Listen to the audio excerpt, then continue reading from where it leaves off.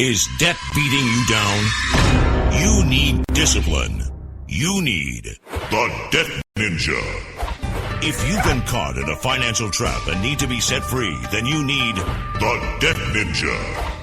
Want to stop those harassing collection calls, start saving thousands in interest and fees, and get out of debt fast? Then you need to call the Debt Ninja. The Debt Ninja will find the best companies across the country that will help you consolidate all your bills into one easy payment, reduce your payments by 30 to 50%, and get you out of debt fast. If you have unsecured debt of $10,000 or more, such as credit cards, loans, or medical bills, call the Debt Ninja for a free 15-minute consultation. Call 800-826-1246. 800-826-1246. That's 800-826-1246. Call today. The Debt Ninja. Individuals and businesses with tax problems, listen carefully. Do you feel like you're losing control over your finances? If you owe over $10,000 in back taxes or have unfiled tax returns, we can help you take back control. The IRS is the largest and most aggressive collection agency in the world, and they can seize your bank account, garnish your paycheck, close your business, and file criminal charges. Take control of your tax problems now by calling the experts at Tax Mediation Services and take advantage of the Fresh Start program and new laws that may allow us to negotiate a settlement for the lowest amount possible. Our team of tax attorneys and enrolled agents can stop collections and get you protected so you can take control of your financial future. Tax Mediation Services is accredited by the Better Business Bureau. Call now for a free case review and a price protection guaranteed quote. Call Tax Mediation Services now at 800-610-9050. That's 800-610-9050. 800-610-9050. Writers are prone to becoming so attached to our characters and stories that we struggle to see why a passage may not be working. It takes another set of eyes to help us nurture our writing into full maturity. At Black Wolf Editorial Services, we strive to enable writers to develop and grow, shaping stories into masterpieces that can stand the test of time. Editing services are provided for all genres and all age categories. Services range from critiques of the short story through to the line edits of the full-length novel and copy editing for those preparing for publication. We also offer assistance on generating a writer's bio for your websites, as well as help with those book blurbs and promotional material. We won't abandon you to the masses. We want to celebrate with you in your successes. Black Wolf Editorial Services, nurturing your writing into maturity. For a full list of services and prices, visit us at blackwolfeditorial.com.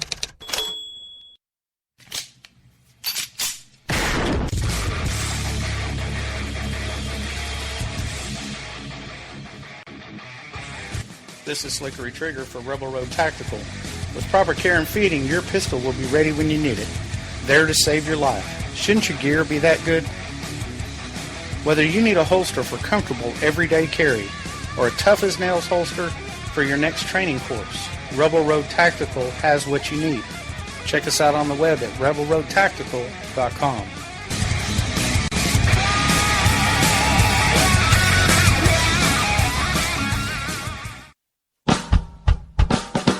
You're listening to the Spark Radio Network, internet radio like you've never heard before. Innovation, creativity, and imagination are all said to begin with a spark. So fasten your seatbelt and take the ride of your life and listen for the spark. You are listening to KLRN Radio, where liberty and reason still reign. My name is Jessie. I'm a United States Special Forces widow. This gives me a unique perspective on the world around us. If you're willing to listen, I'll tell you how I see it, and I won't pull any punches. This is my POV, which stands for Point of View.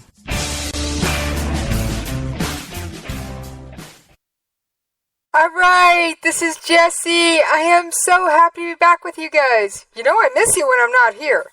Now, last night was a rewind, or a bonus play, or whatever you want to call it, but I wasn't with you guys.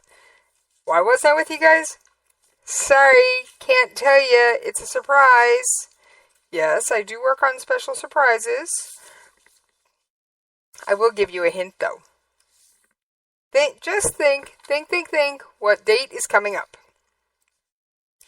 And something happened to cause me to have to shuffle my schedule around to accommodate something. So that's kind of why I wasn't there. All right. As always, I got a bunch of stuff for you. I'm going to start with the most breaking of breaking news stories that I have. Literally, coming over my phone as I was coming on the air. And I don't have much on it. I don't think anybody does. But we're just going to roll with what little tiny bit I have. Okay? Okay. So give me just a second.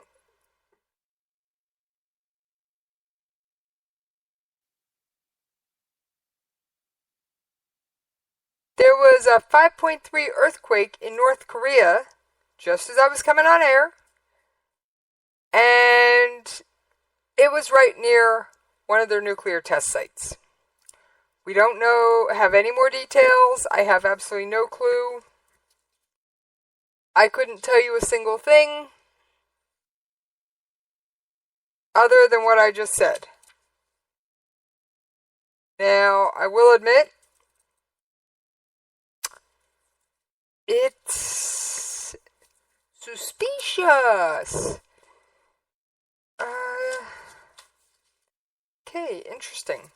I'm just going through my list of articles, and, well, a bunch of the ones for today didn't print. I'm going to see if I can chase those off the printer in just a moment. All right. We're going to keep rolling, though. Hey, gotta roll with the punches.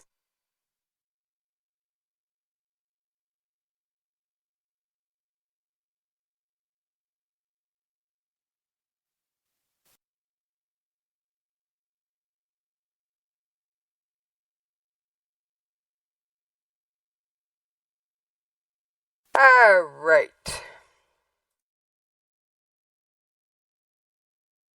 So, like I said, that story about the earthquake, it literally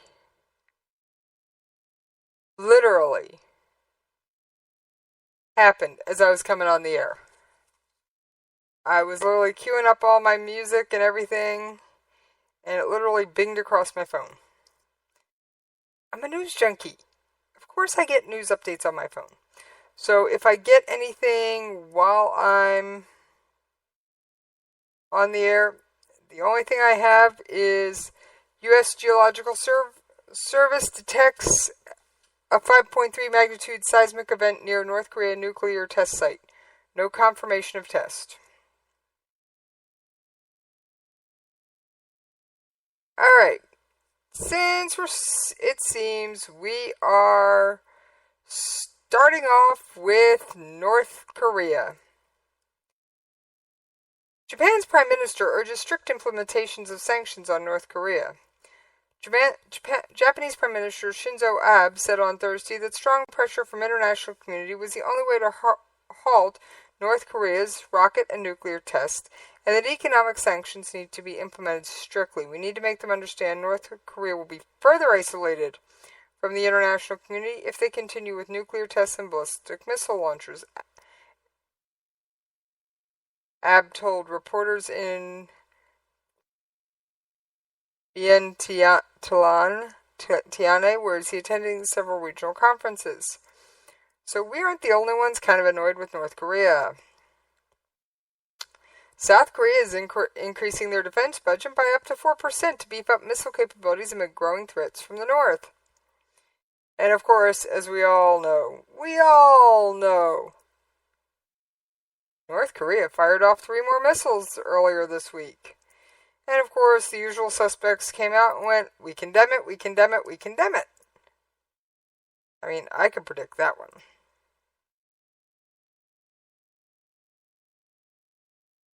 So, I'm doing a quick sneak on social media.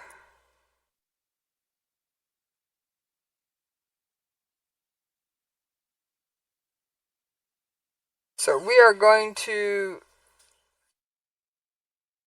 Seems my articles magically showed up in my hand. Yeah, Dave Brewer grabbed them for me. Alright, I do have one story I do want to get to before bottom of the hour. Now, I've heard news sources say SEAL Team 6. I've heard United States Special Forces.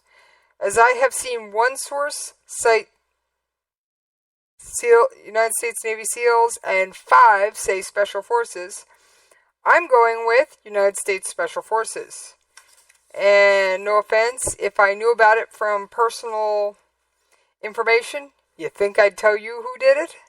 Sorry, not. Love you guys, but I won't break somebody's personal trust in me, just to keep you guys informed. Alright.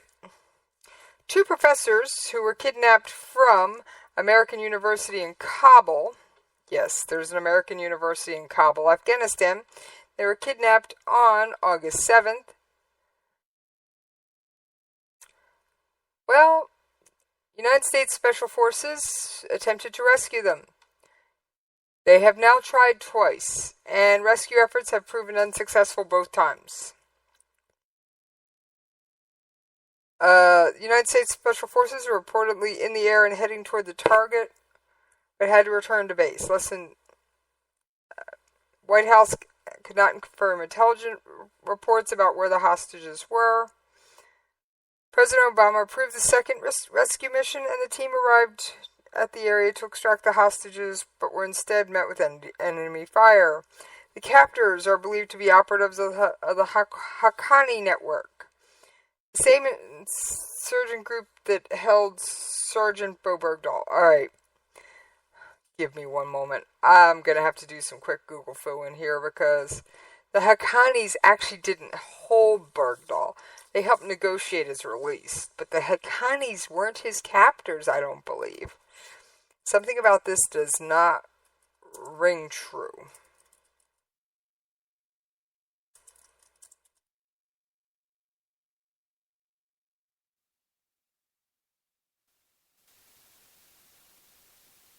Give me just a moment.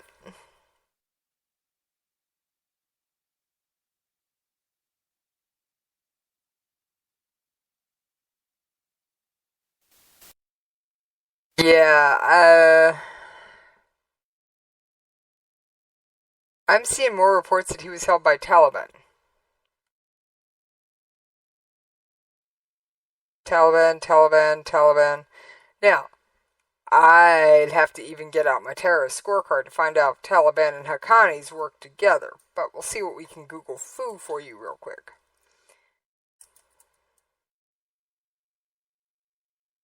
And I've got to look at this article to figure out the correct spelling for Haqqani network.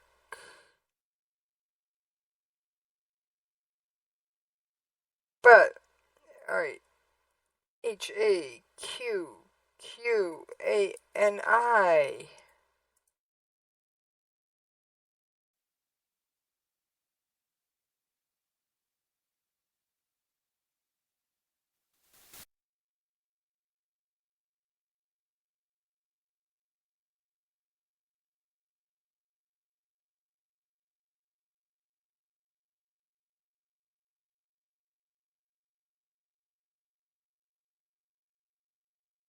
Alright. Still haven't figured it out, but we're gonna go with this other article that just popped up. And it's on one of my favorite sites. Taliban threatened to attack quote-unquote judicial installations if the Afghan government follows through with an execution of Anas Haqqani, the brother of the group's deputy emir, who's also the operational leader of the Haqqani network. Alright, so they are tied together. Anas, I'm going to say Anas, was detained in 2014 along with Qari Abdul Rashid Omari, the Haqqani network's military commander for the southeast southeastern Afghanistan, after visiting with 5 Taliban leaders in Qatar who were exchanged for Bo Bergdahl. Need to even revisit that issue. Last time after the execution of the political prisoners, many judicial installations were attacked, giving a severe blow to the government, said the Taliban said in a statement released on its official website, which I'm not going to give out the name of. If higher courts also uphold death sentences to Anas Haqqani, it will have very disastrous and dangerous consequences for the current regime. The war in intensity will increase, blah, blah, blah. Okay, Anas is the son of Jalauddin Haqqani, the founder of the Haqqani Network, who serves as a member of the Quetta Shura, the Taliban's executive council. Okay, now I see where the link is. Alright. The founder of Haqqani is on Taliban Executive Council, but the Taliban and the Haqqanis aren't exactly the same, but they are closely related. Alright? Alright.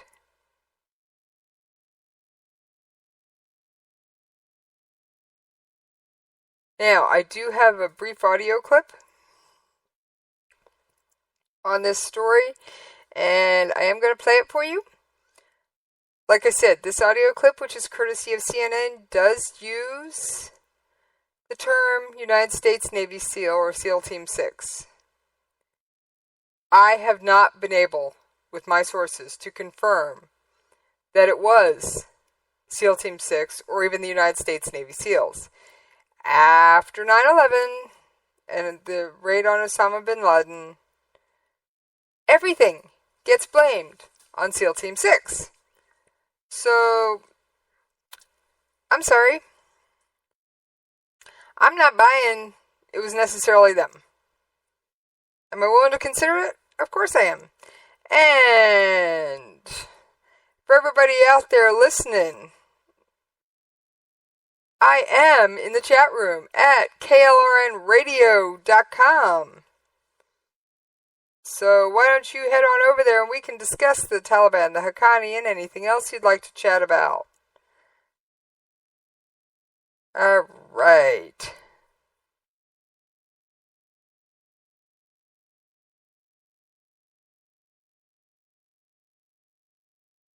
Alright, now let's take a listen to this audio. CNN has confirmed there was a mission by U.S. Special Forces to rescue those 2 professors who were kidnapped from American University in Kabul. Let's go straight to the Pentagon to Barbara Starr. Barbara, how did the mission go? Brooke, they did not succeed in getting those 2 professors from American University back. This mission happened after the 2 men were kidnapped from the university last month. U.S. Special Operations Forces, we now know, had attempted to rescue them. In fact, it was SEAL Team 6 that went on this mission. CNN has had this information for several days, but had withheld it at the request of the Pentagon and chose not to report it until today, when a short time ago the Pentagon put out a public statement about all of this, saying that, quote, unfortunately, the hostages were not at the location we suspected. 6 went to this location in Afghanistan, but by the time they got there, either the 2 men were never there or they had been moved. That is not clear. You can expect to hear a lot of chatter about, was there a delay in getting SEAL Team 6 in for some reason, and were they moved then? We are told by several sources that the Navy SEAL team moved in very, very quickly. They developed all the intelligence they could possibly. This is the location they went to, thinking the men were there, but they were not. Nonetheless, a firefight ensued. U.S. Navy SEALs killing 7 suspected insurgents in that firefight. No U.S. personnel wounded or killed. Hostage rescue, some of the toughest, most dangerous jobs for U.S. Special Operations Forces. They go to these locations. The intelligence is never perfect, and they do the best they can. There have been failed rescue attempts in the past. People get moved around. This time, they haven't gotten them back. We want to add in, however, we are told that the FBI has kept the families informed of all of these efforts, and the families are well aware of all of this information. right, so they did attempt it. Not once, but twice. Unfortunately, it didn't work. However, like I said, the Haqqanis and the Taliban, they are kissing cousins. They are not necessarily one and the same, but they are kissing cousins.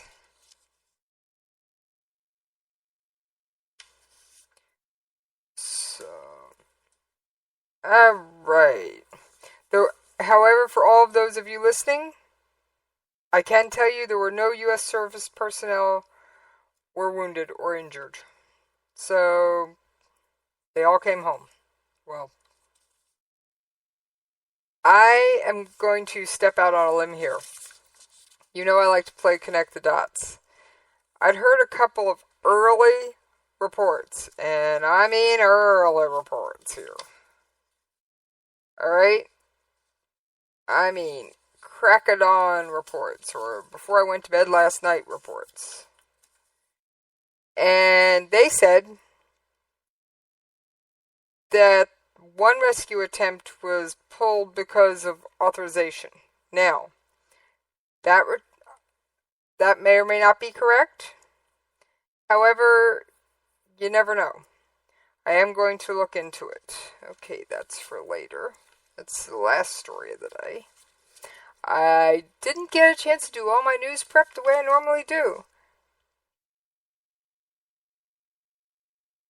Okay, this article that I printed out right before I went on the air. 5.3 magnitude quake reported near North Korea nuclear test site. The incident occurred near the nuclear test sites, raising speculation. Pyongyang has conducted new tests. And of course with Pyongyang, it is an underground test, because they're trying not to let everybody know when they're testing. Alright, I'm looking to see if there's any more relevant information in these articles. Now, of course, we don't know if the hostages were there, they weren't there, they were ever there, they were moved. We don't know. And no offense, if anyone from the media picks it up, don't shoot your mouth off. Keep it to yourself. As the audio clip I played indicates, hostage rescue is one of the toughest things out there. Let's not make the job harder. Really. Alright, here's one I didn't get. You know what? It's almost the bottom of the hour. And I need to shuffle papers and get a couple of audio clips sorted so I know what I'm playing for you guys. Because that's the only one I actually have sorted. Because, well, I had a technical snafu one getting queued up today. So what we're going to do is we're going to take a commercial break a few minutes early. But then you'll get me for a little bit longer. And I got a special story. I found a special story to share with you in the last half hour. Oh, the last few minutes anyway. Alright, so why don't you hang in there with me during this commercial break, and I will see you back in a few minutes.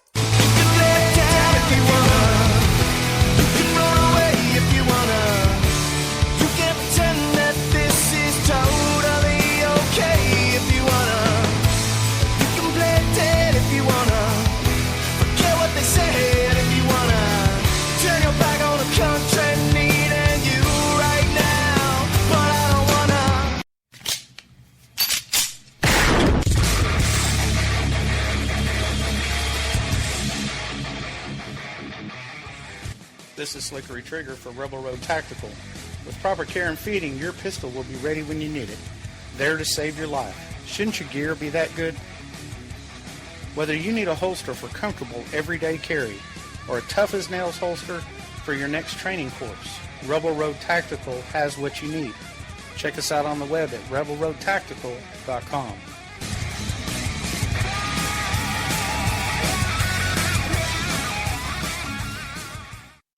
Tired of paying outrageous prices for Viagra? Well, we have great news for you. Now you can finally get Viagra at huge discounts. Healthy Man allows you to save up to $500 on Viagra. Why pay U.S. pharmacy prices of $15 per pill or more when you can get Viagra for less than $3 a pill? Call today and get 40 Viagra pills for only $99. This can cost as much as $600 at your local pharmacy. You can't afford not to call us. If you want Viagra at the lowest prices, never pay $15 a pill pharmacy prices again. Get Viagra for less than $3 a pill. Call 1-800-516-7602 today and save up to $500 and get 40 pills for just $99. Healthy Man is fast, easy, and affordable. Operators are waiting at 1-800-516-7602 to take your call right now. Call 1-800-516-7602. That's 1-800-516-7602. Again, 1-800-516-7602. All writers are prone to becoming so attached to our characters and stories that we struggle to see why a passage may not be working. It takes another set of eyes to help us nurture our writing into full maturity. At Black Wolf Editorial Services, we strive to enable writers to develop and grow, shaping stories into masterpieces that can stand the test of time. Editing services are provided for all genres and all age categories. Services range from critiques of the short story through to the line edits of the full-length novel and copy editing for those preparing for publication. We also offer assistance on generating a writer's bio for your websites, as well as help with those book blurbs and promotional material. We won't abandon you to the masses. We want to celebrate with you in your successes. Black Wolf Editorial Services, nurturing your writing into maturity. For a full list of services and prices, visit us at blackwolfeditorial.com. If you want to work until you keel over, have less of everything in retirement, or give back more of your hard-earned money to the stock market again, then just ignore me. But if you'd like to protect the money you save, receive a steady, predictable retirement income, and enjoy financial security for as long as you live, then listen to this. You can download a free report that reveals the wealth-building secrets Wall Street and the banks don't want you to know. You'll learn how you can get guaranteed growth, safety, and real prosperity without risking your money in the Wall Street casino, and how to get the money you need when you need it, simply by asking for it. This is the best way to have a 100% secure retirement and know your money will last as long as you do. To learn more about this method and to get your free report, go to 29security.com. That's the number 29security.com. 29security.com. Go to 29security.com. Down if you wanna, you can run away if you wanna, you can pretend that this is totally okay if you wanna, you can play dead if you wanna, forget what they said if you wanna, turn your back on the country needing you right now, but I don't wanna.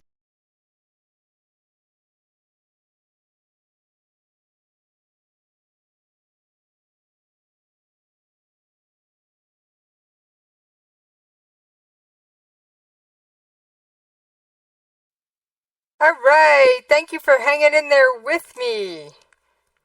Took me an extra second to get back to you because, well, I was bouncing a few things around. Quite literally, I bounced the stapler off my desk by accident. All right, put that aside. That's for another something I'm working on. All right, I had a very productive break, and thank you for hanging in there with me. Managed to get my news articles sorted out and my audio clips. Yay! Alright. I think I'm going to pour myself a cup of coffee. And we are going to get started. No, whose kitty's not here today? He wandered off. He wandered off somewhere else in the house. Alright, so yesterday, a Russian fighter jet makes an unsafe intercept of a United States aircraft. So a Russian fighter jet made an unsafe close-range intercept of a U.S. aircraft over the Black Sea, coming within 10 feet of the American plane. Pentagon spokesman Jeff Davis said the potentially dangerous incident involving a Russian Su-27 jet and a U.S. Navy P-8A Poseidon plane lasted 19 minutes. A U.S. official told CNN's Barbara Starr that the Russian plane came within 10 feet of the P-8 at one point. Davis added that the U.S. plane was conducting routine operations in international airspace at the time. These actions have... Alright, first of all, this stuff is dangerous. This stuff is annoying. This stuff is stupid. I'm all for hot dogging. I love my adrenaline rushes. But you shouldn't ever endanger anybody else with your adrenaline rush. So, Russia, if you're doing it just to show off your flying skills, do some barrel rolls instead. Alright. Russia has defended the actions of their pilots in the past, but has yet to comment on the most recent incident.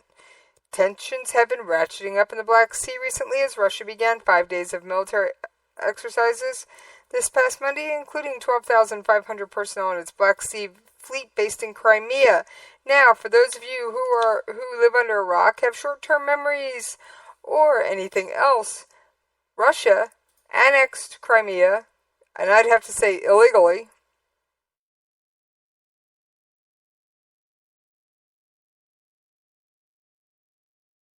about a little over a year ago now. And Russia did it without, quote-unquote, firing a shot. Trust me, there were actually lots of shots fired. But they supposed Crimea suddenly wanted to become part of Russia, even though, because there were, quote, a large number of Russians living there, even though, well, yeah, there were supposedly no Russian forces, yet all the equipment bore Russian military markings and all this other fun stuff. Alright. So, basically, Russia stole Crimea, and they stole it from the Ukraine, and we like the Ukraine. Kind of on the border with, on the fence with Russia, pretty much. In fact, I think we're seeing a new Cold War start. Alright, I got an audio clip about this, let's take a listen.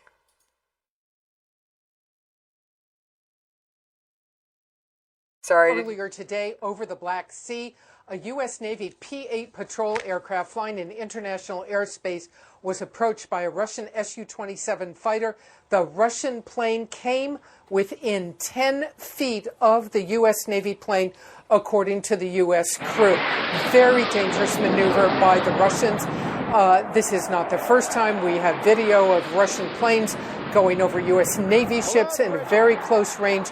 There have been a lot of very aggressive maneuvers by the Russians. This encounter lasted close to 20 minutes earlier today.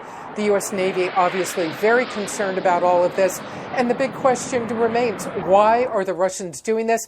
Is this something Vladimir Putin himself is ordering, or are these Russian pilots out there hot dogging?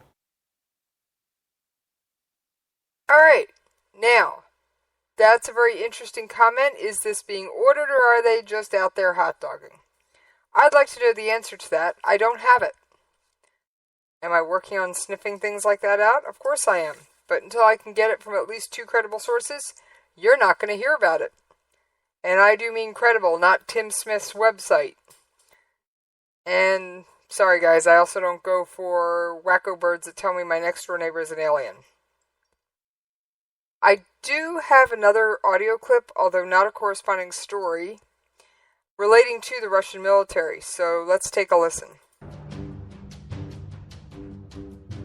Russia's military is now more powerful than at any time, really, since the end of the Cold War. They've got more than 250,000 men and women at arms. They have the world's 3rd biggest air force, and there are more tanks in Russia than any other country on earth. And so they've still got that devastating, brutal punch that is worthy of a former superpower.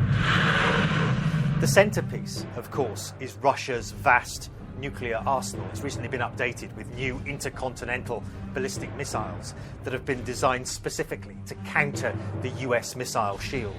It also has world-class anti-aircraft systems and a new generation of fighter jets recently deployed with devastating effect to Syria. For a decade under Putin, Russia has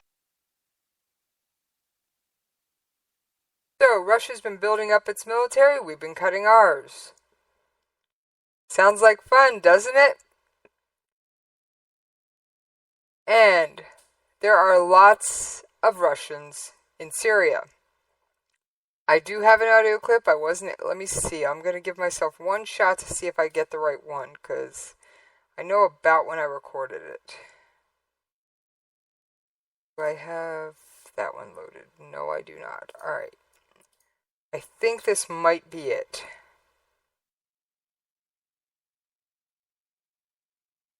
See, that one would be this one. Alright. We're going to see what this one is. I'm not sure if it's the right one or not, so just bear with me.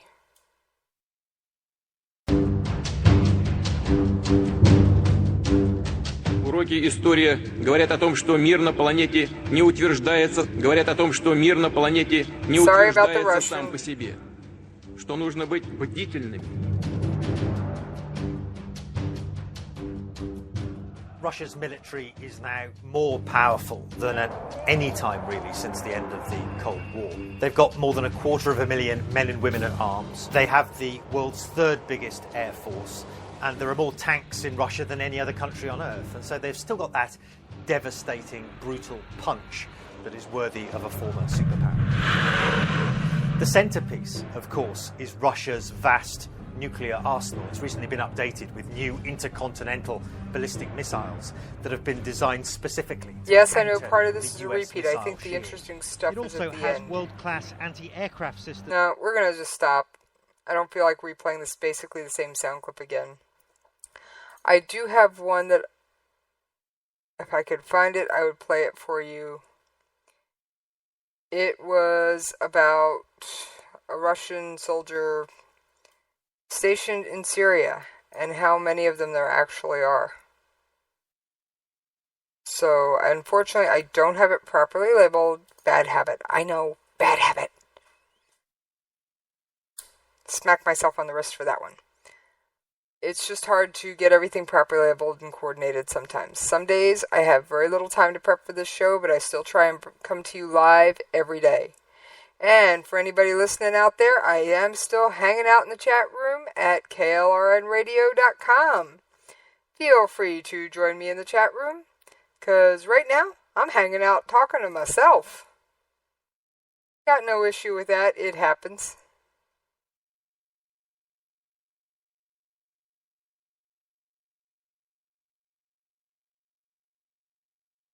Anyway, let's see what else we can come up with here. Alright, for those of you with your scorecards handy, yes, pull out your trusty rusty scorecards that I always advise filling in pencil.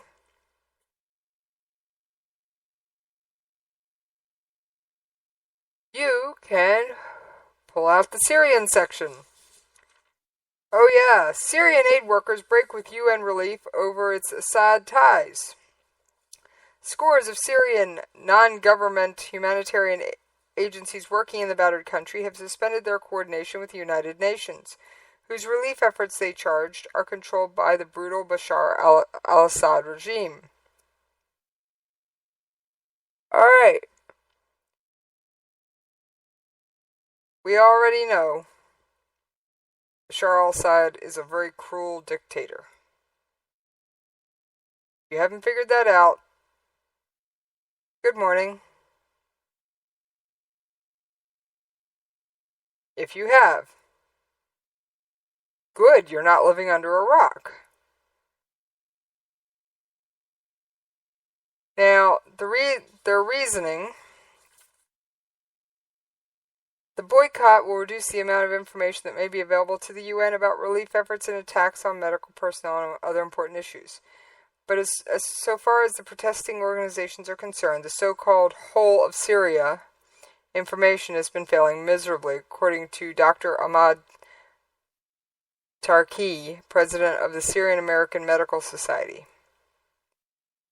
The press spokesman for the United Secretary General Ban Ki-moon acknowledged receipt of a letter from the protesting organization, praised the NGOs for their tremendous work, and said blandly that we will continue to engage with them and all humanitarian partners in order to improve our collective efforts to reach as many people in need in Syria as possible.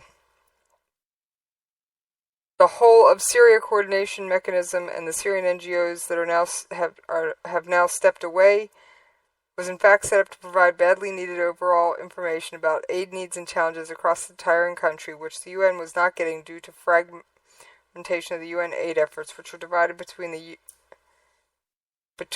the Damascus-centered internal operation and other relief efforts centered in Jordan, Lebanon, and Turkey.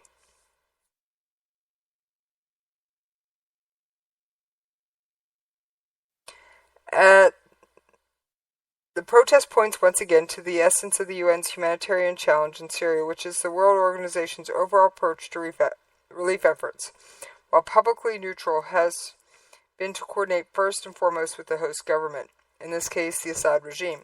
Now, as we know, Assad has cut off areas. He has refused to allow relief areas into besieged areas around the country, and dozens of besieged areas around the country have received only symbolic amounts of UN relief, and even those supplies have been cut by the emboldened regime backed by Russian air support. So, Russia is propping up Assad, and Iran and China have joined in the mix. Now, the UN has always and probably will always denied such outright misappropriation, though it has frequently complained about the removal of vital humanitarian supplies from relief convoys headed to contested areas. The minutes of a humanitarian coordination meeting earlier this week show that the Syrian government removed more than 10 tons of medical supplies, including life-saving equipment intended for children, from 2 UN relief convoys. In one convoy, only 440 pounds of medical supplies out of 5.3 tons were allowed through. The sequestered goods also included anti-pneumonia and anti-diarrhea medications as well as midwifing supplies. There is no indication in the report as to where the supplies went or what they are being used for. The minutes also reveal that 36 tons of humanitarian supplies held by the World Health Organization and supposedly intended for the eastern areas of eastern Aleppo that are holding out against Assad assaults have been stockpiled in western parts of the city controlled by the regime. Only the latest of a number of shipments warehoused in the same fashion. The supplies supposedly will move immediately once approval is received for cross-line support from west to east Aleppo under a proposed 48-hour humanitarian ceasefire. Negotiation that is currently going nowhere. It is worth noting that no cross-line delivery to East Aleppo is envisaged under the proposed and above-mentioned Aleppo Emergency Response Plan. The minutes note that the World Health Organization followed up on 14 cases with developed symptoms of meningitis since the beginning of August in the besieged area of Madaya, and says medicines were given to local doctors. It noted, iconically, access remains a problem. The same notation occurs next to brief mentions of 2 evacuations of children elsewhere. So basically, Bashar al-Assad is trying to hurt his people. And on that note, I have something else about Syria to play for you.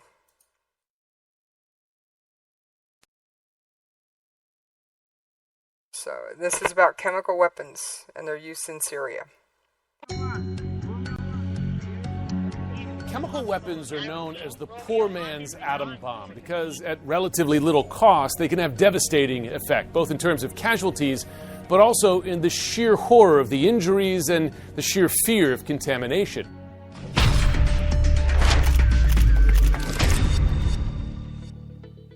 In the history of warfare, they've been used very seldom. You have to go back to World War I for widespread use, although Saddam Hussein used them in the late 1980s, killed some 5,000 people in northern Iraq and Kurdistan.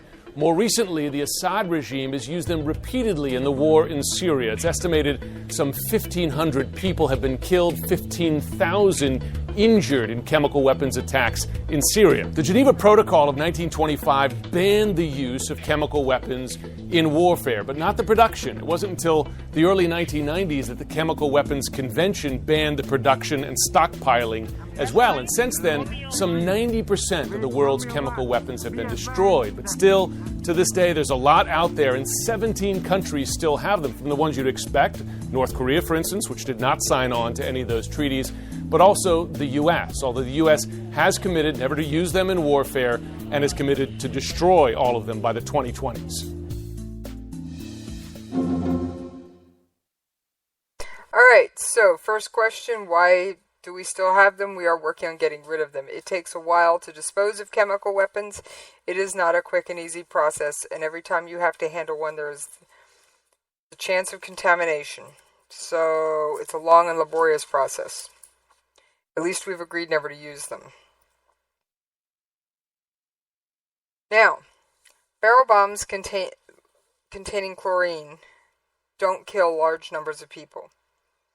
They could be to punish people and spread fear. The effects, mental and physical, can be long-lasting and painful. All right, let's talk about this. Why is Syria using chemical weapons? To spread terror among civilian populations in rebel-held areas such as Aleppo and Idlib. Drive them from their homes and neighborhoods. Chlorine barrel bombs are cheap to manufacture and simple to deliver. The gas is contained in cylinders inside the barrels, which are dropped from helicopters and burst on impact. Witnesses have reported finding containers typically used for refrigerants in refrigerators and air conditioners. The weapons are crude but brutally effective way to spread fear. They are the poor man's chemical weapon. Alright, chlorine gas. I guarantee you, 9 out of 10 of you have the stuff needed in your house to make it right now. And chlorine gas can be fatal, however, given the fact it's not in a confined area, it may not be.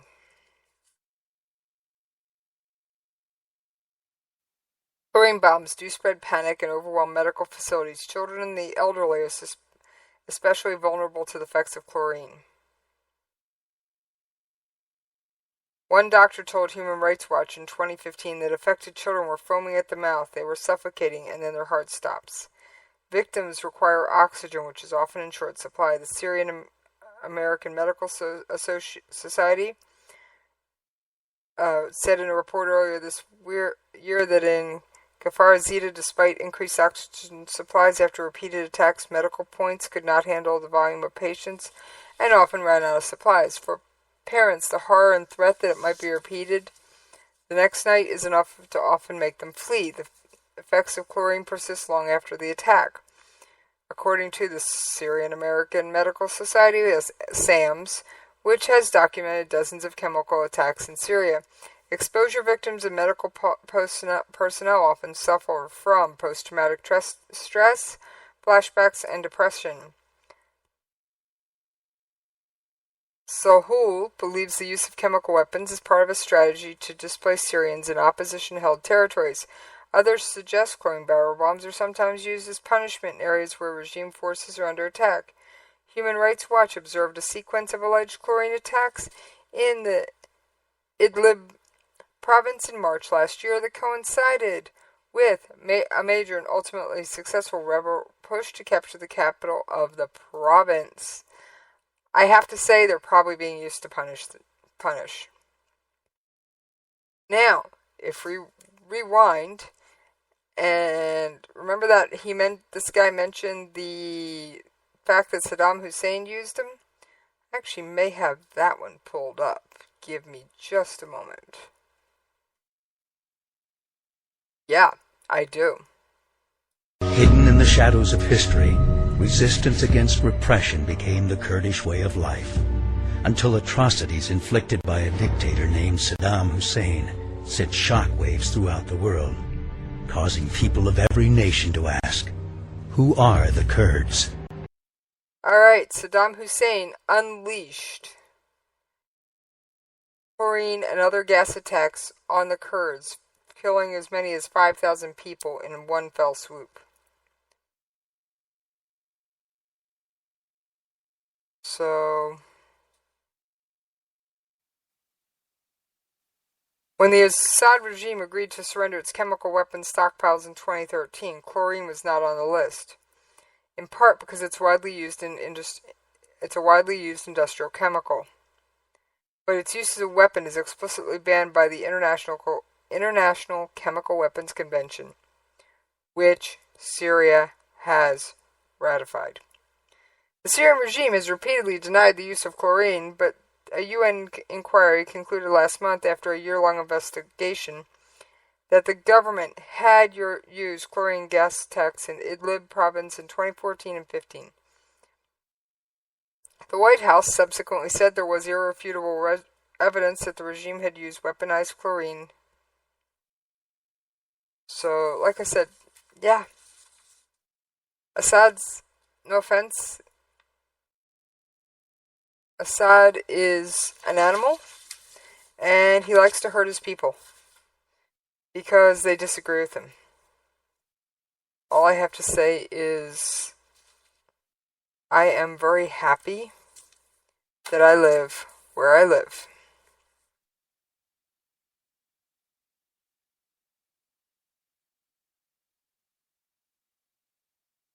All right.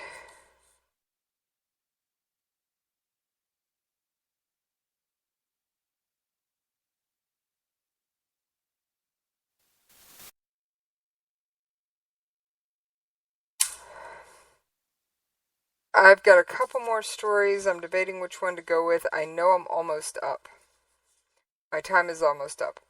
Alright, since we've mostly discussed Syria today, I will quickly check to see if there's any update on the North Korean earthquake. I don't expect one, or I probably would have heard about it. And then I've got two stories I want to cover real quick towards the end of my show. One I'd picked out to cover, and the other one I just was thumbing through my printouts from my show prep, and decided I really wanted to touch on this one. And as I've played a little more audio than intended, I kind of ran a little short. But that's okay. We'll make this work.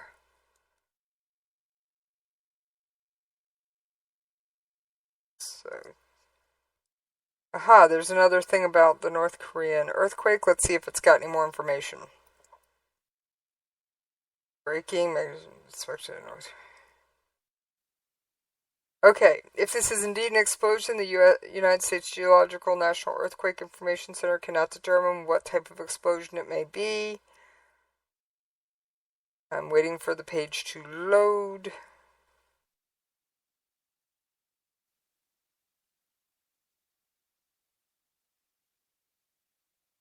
I'm looking real quick to see if there's any more information on this earthquake in North Korea. And I do mean quickly. You know what? I'm going to check this source.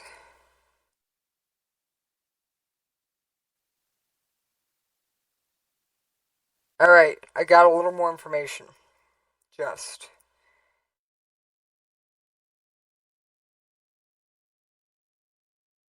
A magnitude 5 earthquake was detected near North Korea's nuclear site in its northeastern region on Friday. Excuse me, raising speculation that the North conducted a nuclear test.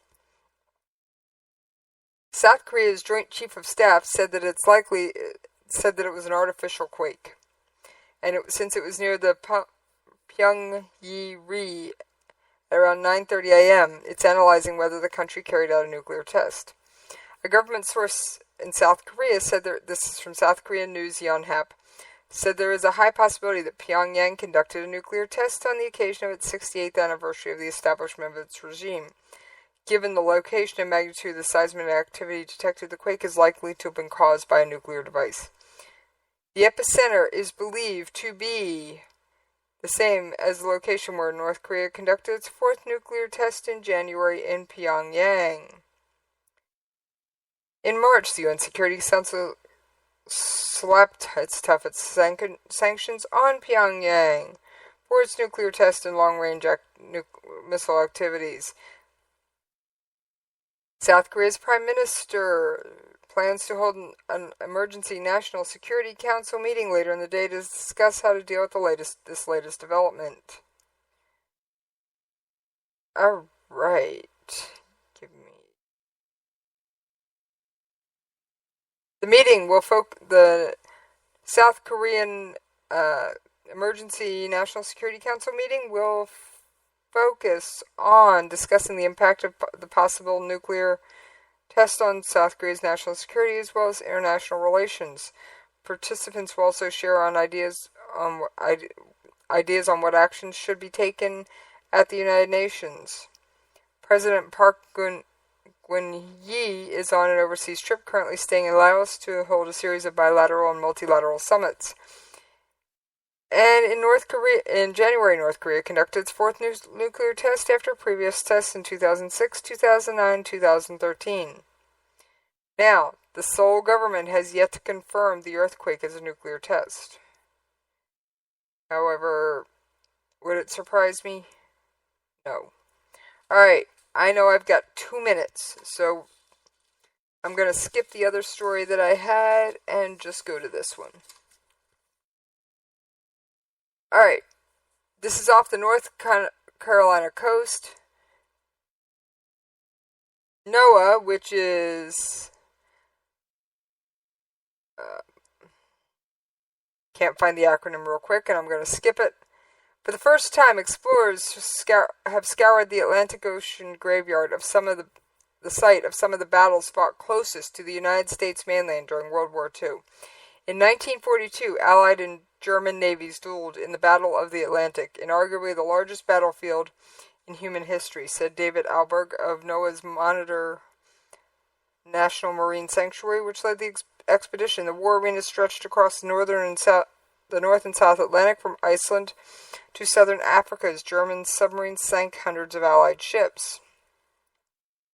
Some skirmishes came within just a few miles of North Carolina's Outer Banks, where a NOAA submersible dived for the past few weeks, taking a close look at the wrecks of the Allied Bluefield freighter and the German U-576 submarine. Two vessels are submerged in under 750 feet of seawater since 1942, weren't spotted by sonar until 2014. Oh yeah, the ships rest only a few hundred yards apart, and together help us interpret and share their forgotten stories.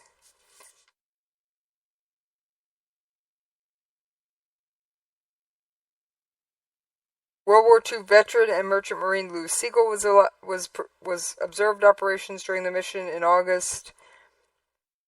Just as Gettysburg is memorialized as a Civil War battlefield, this ocean-based water arena should receive the same reverence, Alberg said. NOAA could expand the close-by Monitor National Marine Sanctuary site of the wreck of the famed Civil War ironclad ship to include the German sub, the Bluefields, and other shipwrecks. Alright, on that note, it is the top of the hour, and I'm late to make way for the Jen and Rick show, which should be hot on my heels. I have a feeling Rick's listening. So on that note, gotta get it queued up. I'm out of here!